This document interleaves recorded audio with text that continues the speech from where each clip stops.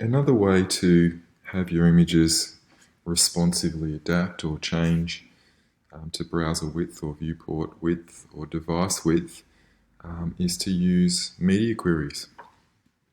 With a media query, we can check, or the browser constantly checks for certain conditions, and if those conditions are met, it will run some different CSS.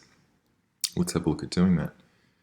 In my CodePen here, I've already set up one single div, and I've set that div using CSS to cover the entire width of our viewport. I've also set the height to 100% the viewport height, which is written as 100 VH. And then I've added a background image, and I've added an Unsplash image here, which this is the URL.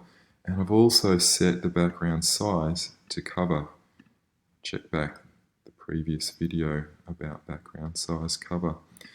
So that is responsive in a sense already, in that it does kind of respond to the width to some degree. But what I want to do is actually change the image based on the viewport width. So a scenario could be that on a desktop design, I want one background image to display, but when a user views the design on a mobile, I want a completely different image to be displayed. So let's have a look at implementing that scenario. We want to add a media query. At media, and we're going to check for when the browser gets larger than 600 pixels wide. Oops. And then if it gets beyond 600 pixels, we're going to run this new rule for div. Let's just have a look at it. So we've got it with a div outside the media query, div inside the media query. And we simply want to add a new background image here. So I'm going to go and grab a new background image from Unsplash. And we may as well stay in theme here.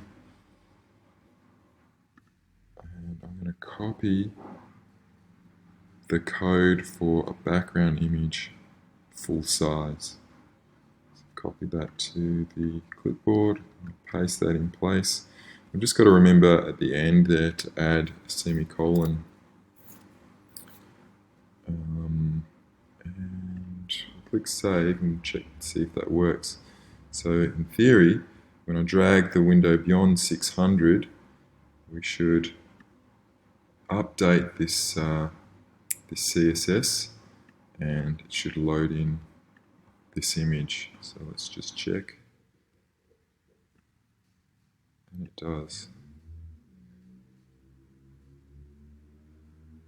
So moving from our thin width, our small width, maybe mobile, out to desktop, and it's updating that image. So that's another way that we can make our images adapt to our design, or adapt to the device that our user is using, viewing our design from, to make our images responsive.